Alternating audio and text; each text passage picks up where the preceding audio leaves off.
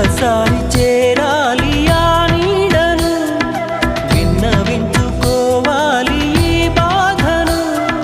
ప్రాణం పోతున్నట్టుగా ఉందిరా, అందమైన కుందనాల బొమ్మరా, కుందనాల నవ్వు చల్లిపోయేరా.